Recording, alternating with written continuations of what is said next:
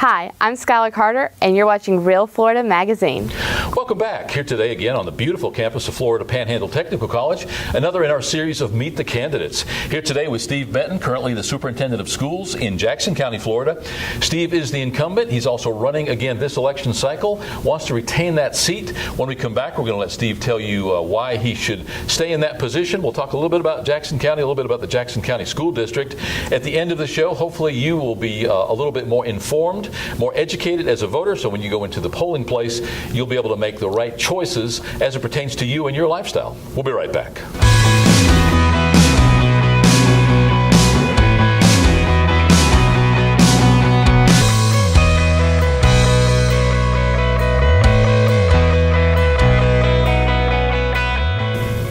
Welcome back. As mentioned, our guest today is Steve Benton, Superintendent of Schools for Jackson County. Thanks for taking the drive over. Appreciate you inviting me, Paul. The political season is heating up. It's starting to simmer, and in some places starting to boil a little bit. Some of these races, amazingly, I think here in Washington County, District 3 County Commission, we have 8 running for that seat. Holmes County, District 1 County Commission, I think they have 8 running for that seat. Jim Peacock from Jackson County was over here actually on his second round already. And when he was here, I asked him the question, when you look at all of the announced candidates in Jackson, Washington Bay, and Holmes County, and we are inviting all of those candidates to come in here and do this type of an interview, when you look at the numbers of people running, Jackson County by far has the fewest number of people running in aggregate for all the seats.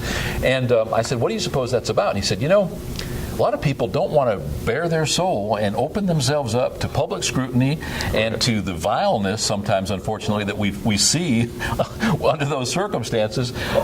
You know, they say when you wrestle with a pig in the mud, you both get muddy, and the difference is the pig enjoys it. There are people out there, Steve, who just love to start drama, who love to start stuff going around, and how hard is it not to get dragged into that? Well, you know, being born and raised in Jackson County, I mean, I understand what's going on. I know the people that are really concerned about, especially the school system, and you know, you really realize and know the ones that's against you. But so far, I've had a clean race, and you know, I mean, most of us are friends that are running, and we'll remain friends even after it's over with. Yeah, and that's the challenge. Even in our business, we typically have a candidate in every race, at least in Washington County, and then sometimes in the surrounding counties, because that's what we do, public relations and marketing. And whether you're selling a jar of honey or a flat of strawberries or a political candidate, at the end of the day, marketing is marketing, and so you use those same techniques. But we always try to have a conversation with the opponents of our candidates and say, listen, we live here because we want to. Right. At the end of the day, we're all going to be hopefully still friends, and we try to explain we're not running against you, we're running for the position. Right. Well, thanks for being candid in those remarks. It's not usually the way I start off the show, but that just hits me between the eyes sometimes, and it takes the fun out of it, I would imagine, in that political race sometimes to have to deal with that. It does, but you know, especially being an incumbent, I've in the last 4 years, I pretty much know who are supported, and you know, because as an elected position, you're not going to make everybody happy. So you just try to do what's right for the people and right for the kids, and really be honest with you, Paul, I don't worry too much about the ones that's not very happy. You can't. You can't. Let's start at the beginning, Steve. For those viewers who don't know you, let's talk a little bit about Steve Benton. Let's talk a little bit about your background, your education, your history, and how you came to be that superintendent of schools in Jackson County, and then from there, why you want to keep in that position. Well, it's been a very unique career with me. When I was 19 years old, going to Chipotle, Mr. Milton Pittman was a school board member, and he saw me at church and asked me, says, what are you doing now? And I said, I'm going to Chipotle. He said, would you like to drive a school bus? And I said, well, sure. So 3 of my buddies that we were riding together, we were from Malone. We all of us 19 years old. I can remember you had the old chauffeur's driver license, old pink ones. And so Mr. Emmett Hussey was the transportation director. Mr. Pittman told me to go see Emmett and pick up my bus. I walked in, and where the school board office is now was where Mr. Hussey had a little hut. And I walked in, he said, "Can I help you?" And I says, "Mr. Pittman told me to come pick up my school bus." He reached over and said, "Bus 17 is yours." Never had any training or anything, and got in the bus and drove from Malone, my hometown, that year. So the next year I transferred down to Florida State University, and I walked in, and Mr. Frank Barber was the transportation director. And I said, "I'd like to apply for a bus driving job." And he says, "Sir, you look mighty young." I said, "Well, I'll be 20 years old in June." He says, "Florida law says you can't drive a bus till you're 21 years old." I said, "Well, it's a funny thing. I drove last year." And he said, "Can you verify it?" And I called Mr. Hussey. He called and turned and said, "You're hired." So I drove in Tallahassee for 2 years while I was going to Florida State, and I received, which very unusual, an elementary education degree with a coaching minor, being a male. So I came back to Malone in 1975 and started teaching and coaching there at Malone, where I went to school for 12 years. And I remained there for 16 years, teaching elementary school and coaching both boys and girls. And got into administration at Grand Ridge School, started out as assistant principal. Got to stay there 1 year, and Mr. Sunners moved me to Mariana High School in 1993 as assistant principal. Then the following year, in 1994, I became principal of Mariana High. And I remained there for 7 years, and in 2001, I transferred over to Cottondale High School and went into Florida Drop when I was 49 years old. And I remained there for 4 years, and I retired in 2005 after 33 years with Jackson County at age 52. Well, I stayed out 18 days and gained 20 pounds. And I said, "It's time for me to go back to work." And so I went right across the Alabama line to Rehoboth High School. I was 52 years old with 16 years experience. The principal was 35 years old with 1 year experience. And he asked me how would I plan on operating with a young man telling an old man what to do. And I told him, I said, "Matt, all I want to do is work with children." I said, "I don't care if I'm ever a principal or not anymore. I just would, just want to continue working." He said, "You'll be here forever." So the following year, I was having a pool duty at the basketball game, and Wicksburg High School's board member, which was retired school superintendent, Mr. Doyle Baum, was sitting there talking to me. I did not have a clue who he was. And he wanted to know all about me. And about 2 months later, I got called in the superintendent's office, and they told me that they was moving me to Wicksburg High School, which is a K-12 school, about 1,100 kids, over on the west end of Houston County. So they moved me back over there as principal. And my young son went up with me, and I stayed there for 3 years. Well, Mr. David Snell, superintendent of Geneva County, he got up with me, and he told me he needed a principal at the elementary school there in Slocum. And, being an elementary major and plus getting a little older and couldn't hardly see how driving at night, I went to Slocum Elementary. It was a K-5 school with 625 kids, and I was the only administrator there. And so I ran for superintendent again, and after being there for 3.5 years, I won superintendent. So finally got to come home. Of course, I lived here in Cottondale the whole time. I was just driving back and forth. But and my wife still teaches at Mariana High School. And so now I'm completing 4 years as superintendent. You've come up through the ranks, to say the least. Do you believe, and I ask everybody who sits in that seat the same question who's running for a superintendent of school position, do you believe that it's necessary for a superintendent of schools to have been an educator? I honestly do. A lot of people feel like that, that a business person can do it, but if you have not sat in the seat that our teachers sit in, you don't quite understand the full ring of everything that's going on. It's tough being a teacher today. It's tough. The Florida legislature, in my opinion, does not support public ed. They're trying to do everything they can to close us down. And they're putting all kind of guidelines on the teachers, evaluation systems. That's just, in my opinion, is unfair. And but now coming in off the streets and you don't understand what that teacher's going through. One thing that has helped me has been an elementary classroom teacher. I know what it takes from kindergarten on. I mean, it just doesn't happen on its own. I mean, you've got to have good quality people there. And in today's world, you've got to have an administrator that'll support them. You've got to have a school-based administrator that understands. I mean, used to a principal was a principal. Today, they're instructional leaders. I mean, the guidelines that are put on there, they have to understand exactly what goes on in that room every day. You've got to have a superintendent that understands what the teacher and the principal is going through. And in my opinion, you can support exactly what you see now. In my case, I have principals that come to me and say, Mr. B, do you agree with what I'm doing on this street? And I say, now listen, through my experience, I would do it this way. And, you know, having the experience that I have, they respect that, and I think it makes things run a little smoother. Sure.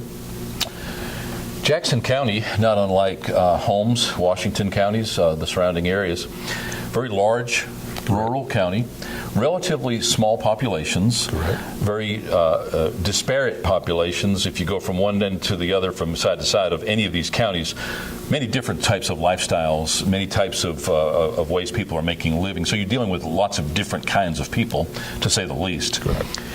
In Jackson County specifically, just under 1,000 square miles, about 50,000 residents, you've got roughly twice as many unpaved roads as you do paved roads, about 800 miles of unpaved and about 400 miles of paved. How does that figure into your overall challenge when it comes to transportation within that school district? Well, I want to say over half of our roads are unpaved. We run about 85 buses a day, 5,000 miles a day. We have about 87 bus drivers.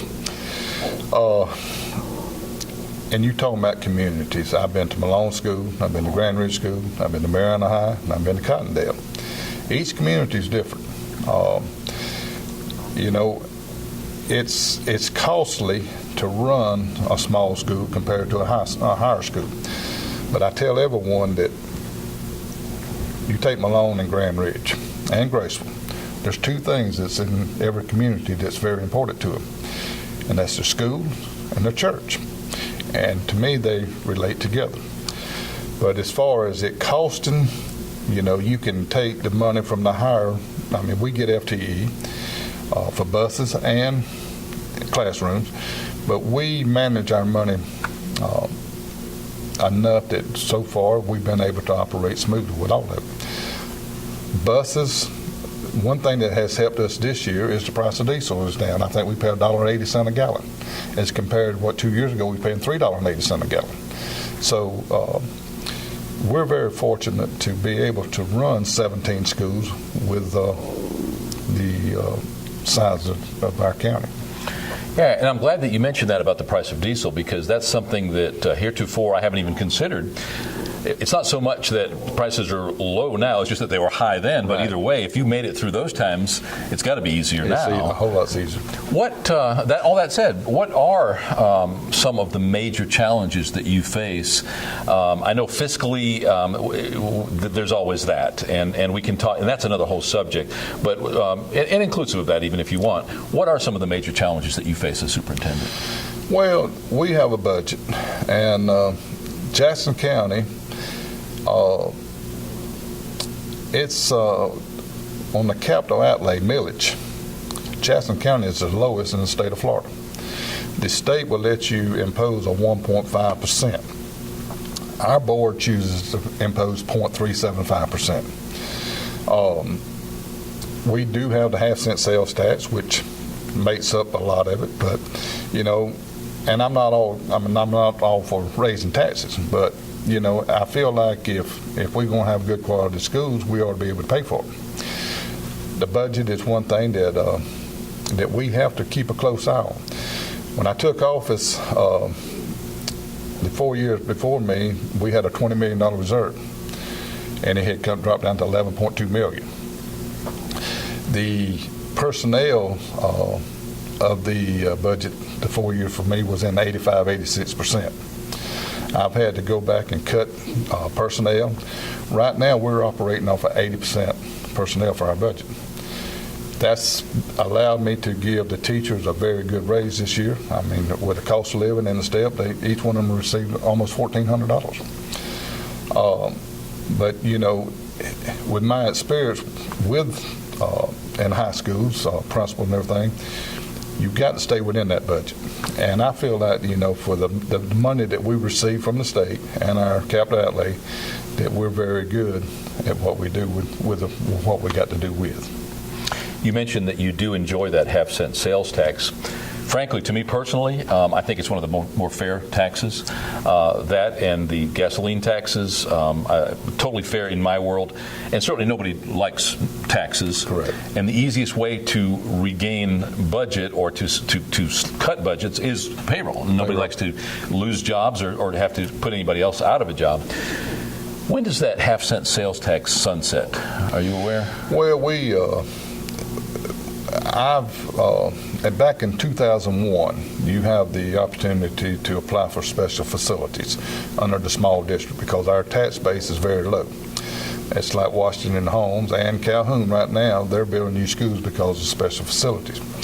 In 2001, the new Mariana High School was built. And with the help of Bev Kilmer, she was a representative at that time. And they used to, you had to have the 1.5 millage, but we could substitute the half-cent sales tax. So Jackson County voted for a half-cent sales tax. So 2 years ago, we have 3 old schools in Mariana. They're over 60 years old. You got Golson Elementary, Riverside, and Mariana Middle School. The facility director came in and told me, said, we got one of the walls falling down out at the middle school. And I asked him, I said, have you ever considered building a new school? He said, well, we won't ever get it. And I said, why not? He said, because we need 3 schools. I said, well, we need to apply for a K-8 school. And he asked me, what's a K-8? I said, you put all of them together. I went through the process, and we were ranked 10 2 years ago. Last year, we were ranked 8. We didn't quite make it, but hopefully in the next session, Senator Mumford and the Superintendent Association, we should be ranked number 2. We're asking, the city of Mariana has given us 90 acres of land outside the new Mariana High, and if things go well, we will be able to put all the 3 schools out in our new facilities. Hopefully, we're hoping that the legislature will approve it this time. Wow. Well, that's certainly great news. And I would imagine that locating them all on that same chunk of property, you're going to save on the wastewater areas and the percolatable or the arable surfaces and all of the engineering that goes into it. You can combine all of that, the water retention ponds and that sort of thing, so that if you built 3 in 3 disparate locations, you'd have those additional costs, obviously. Well, the new property is out at the airport, and it's about a mile from the Mariana High. But the thing about it, it would bring all 3 schools in Mariana together. You know, if a parent has a kid at Golson and one at Riverside and one at middle school, they're constantly riding. The way this school is designed, it would bring in 300. You can bring in 300 cars at one time. We can load up all 13 buses at one time. Also leave them there. And what I like about the design is have a 6-foot chain link fence around it, 1 entrance, and it would be one of the safest in the county. It also would save 575 miles a day off of going from Mariana High into town. It would also save us from going across those railroad tracks 300 times a day. So it would be very safe. The cost of square foot at Golson Elementary now is about like $11 a square foot because it's old. the cost of square foot of operating at Mariana High, the new one is like 80 cents. So it would be, I mean, we would save over $1 million a year just on the cost of operation. And not only the cost savings, it would also be a 20th century state-of-the-art building that we would have, and it would be one of the safest in the state of Florida. You mentioned the lack of funding. I think that Jackson County, much like homes in Washington, less than a third of the people pay ad valorem taxes because of homestead exemption, or they rent, or whatever reasons. You got greenbelt areas that don't pay those taxes. Right. So in many cases, you just simply don't have people contributing. Because of that, you take the preponderance of your educational funding from the state, which means you have to jump through those hoops. Right. Many of those hoops being unfunded mandates. Correct. What kind of challenges are you facing today? And I would imagine basically they become financial problems because of those unfunded mandates. Well, one of the largest is class size reduction. I think that it was the people were not informed really whenever they voted on it. We've been very fortunate now with our schools that we take the average. So we've only had to hire just a few teachers to meet the requirement, but we do meet it. It's always something that financially that you're not expecting. I mean, very unfortunate that we've had 5 bus accidents since I've been in office. Recently, we lost 2 buses. But thank goodness to being in the consortium with PAEC, the insurance has a clause, if you lose 2 buses one time, they will replace them. Buses today cost $118,000 a piece.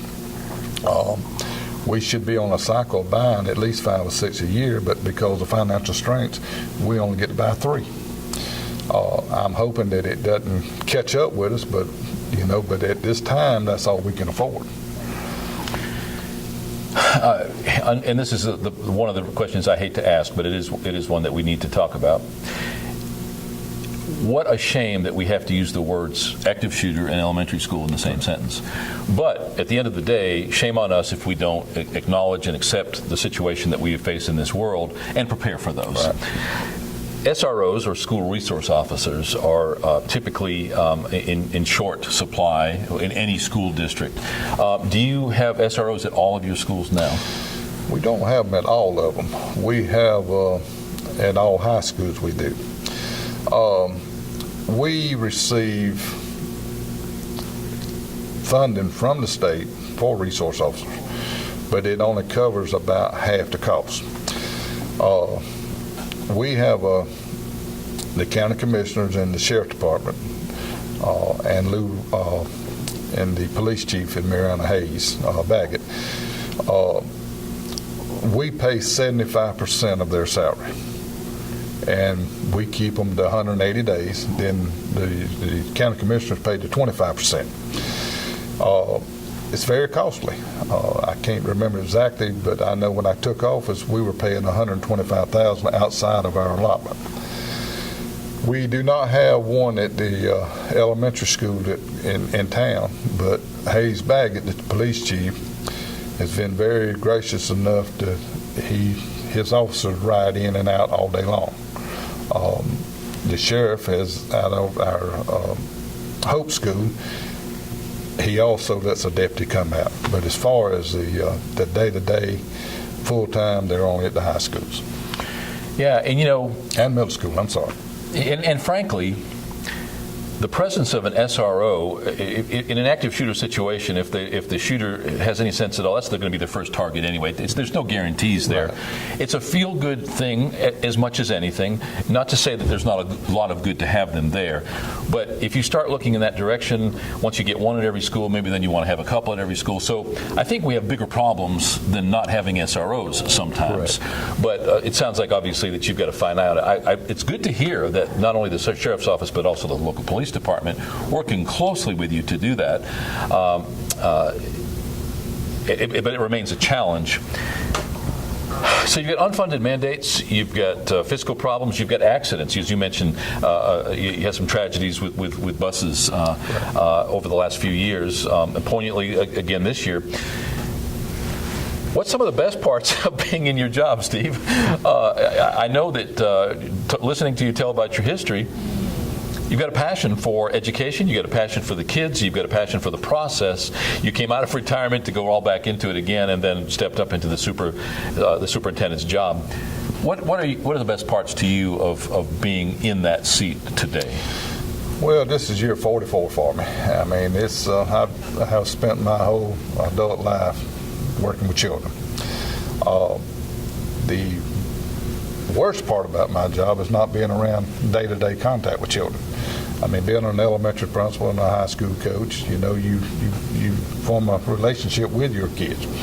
I mean, when I was elementary principal, you'd be walking down the hallway and they all just come and grab you, and the teachers say, get back in line, get back in line. I said, leave them alone, they're fine, you know, because being an elementary teacher, they don't have a whole lot of father, you know, presence there. And it's funny, when I left Slocum, a lot of them walk up and say, will you be my grandpa?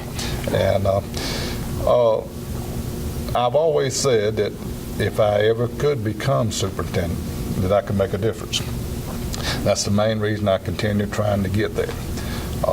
You know, I'm not there for retirement purposes because I'm already retired, and you can't retire again out of Florida retirement system. As a matter of fact, the school board doesn't even pay retirement on me.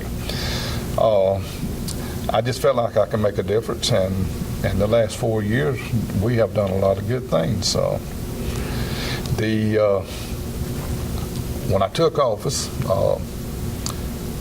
the school board was averaging 167 out-of-school suspensions a month. Well, I came up from being in Alabama, what we called alternative school. And today, we do not suspend children in Jackson County. I have a short-term alternative school. All it cost me was one teacher and an aide. And I have a county-wide policy where all schools are tied under this policy. The kid, instead of being suspended, walking the streets, getting in trouble, his parents have to take him out to the alternative school. It has deterred behavior problems tremendously because a lot of kids would want to be suspended so they can have a day off. Now they have to go there. Very controversial and political. We went to a modified dress code. It's we wear the polo shirts. A lot of the young single parents tell me today that they appreciate it because they can go buy a $12 shirt, and the kid gets up every morning and they don't have to argue about what we're going to wear. I had to fight it with my own children and my grandkids. But the thing about it is, it's made a difference there. We started the foundation where the state matches money. And we have a great foundation of retired teachers and business people, and they come in and raise the money. My biggest thing is that I feel like I've done is trying to get to K-8 school. Haven't quite made it there yet, but I feel like, you know, if another year we'll get there. One of the good things about being superintendent is when I go out to the schools and the teachers come up and tell me, say, we really appreciate you supporting us. The teachers today, with the transition they've had to go through with the legislature and everything, you know, it's been hard on them. Back right before Christmas, I mean, our teachers were just about stressed out. I mean, they were telling me, we can't do it, we can't do it. I told all the principals, and I also went over to Riverside School and met with the teachers, and I said, listen, what you are doing is not working. Y'all know what the state wants you to do is not working. So why do you keep doing it?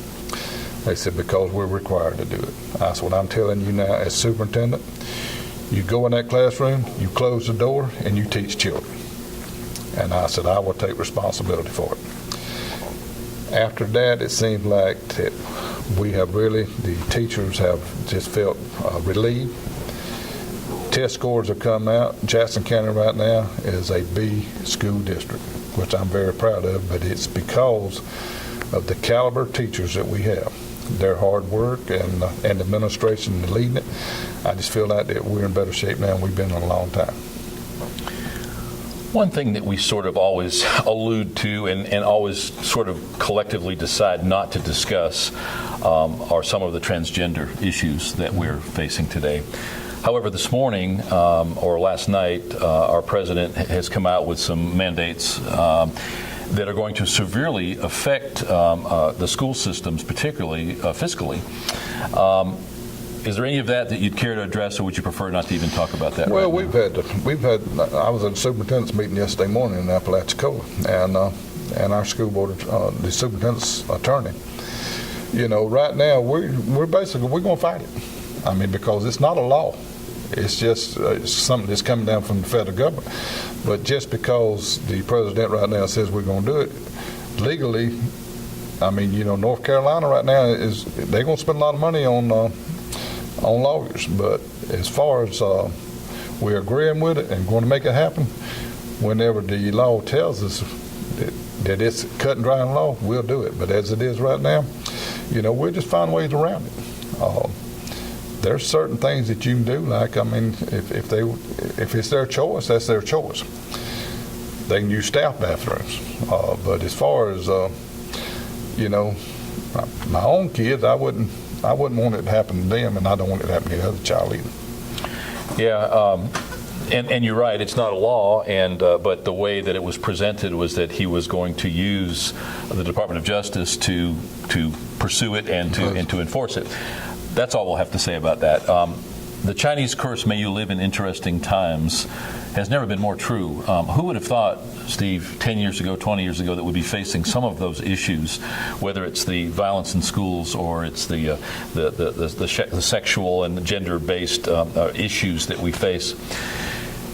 I appreciate you coming on. Is there anything that perhaps we haven't addressed? Is there anything that you would like to add? You know, these questions are mine, and you've been gracious enough to answer everything I've thrown at you. Is there anything that you could add that our viewers may want to hear? Well, I've been in education since 1975. I tell everyone that I've seen a lot come and go, mostly go. Jackson County is very fortunate that we have teachers that are what I call homegrown. Majority of our teachers are teachers that come up with a well home life that really, you know, that was raised the way kids should be raised. They come back to Jackson County because of family values. They're going to stay there because mom and dad's there, grandparents are there. We have a few that's here because, you know, coming in from the federal prison and everything, that the wise. But we're very fortunate to have teachers that care about Jackson County school system, and it makes a big difference. I mean, right now we have principals that were administrators. They graduated from that school. You take my own school, where I'm from, the coaches and the principal and most of the teachers are Malone graduates. So anytime that you've got people that's from the community that stay in the community, it makes a better school, in my opinion. And I feel like that has really helped Jackson County. Well, again, we appreciate you being here. How about looking right into the camera lens, talk to your voters in Jackson County, and tell them exactly why you want to stay in that position of superintendent of schools? Well, as I've told you before, I have dedicated my whole entire adult life to the children of Jackson County. I feel like with my experience, being an elementary teacher, a boy and girls coach, a principal at all levels, either K-5, 6-12, 9-12, K-12. You know, I understand what works every day. I don't have to go and ask. I mean, there's probably not anything that I haven't seen in my 44 years. But I would like to continue working with Jackson County and trying to make it the best school possible that it can be. Well said. And thank you again for taking the drive over here today. I appreciate you. Best of luck going forward. We are offering all the candidates the opportunity to come over. There'll at least be one more time prior to the primary election. Superintendent of schools being a nonpartisan position? Correct. So will that be decided in the primary, or will it go all the way to the general? Unless a Republican or the NPA comes out, ours will be settled August 30th. Yes. And how many candidates are there? 3. And do you have to have a supermajority, or do you just have to have a simple majority? Just win by 1. Gotcha. So 34% will get it. Yeah, we'll get you. Yes, we'll get it for you. Well, best of luck going forward, and hopefully you'll come on over and accept our invitation to come back again soon. I appreciate you. You're welcome. Our guest today has been Steve Benton, currently the Superintendent of Schools in Jackson County, Florida. Once again, running for that office in this election cycle. This has been another in our series of Meet the Candidates, an opportunity for you to become a more educated, informed voter. If you're a regular viewer of the show, you're certainly no stranger to this format. We've enjoyed many of the candidates from Jackson, Washington, Holmes, and Bay counties come right here into our studio on the campus of Florida Panhandle Technical College and share with you their most intimate thoughts, their challenges, their things that they like best about being, or anticipate liking best to be about being in those positions for which they're running. And hopefully at the end of the day, this series of shows making you that more informed voter to be able to make a more educated decision in the ballot box. We'll be right back.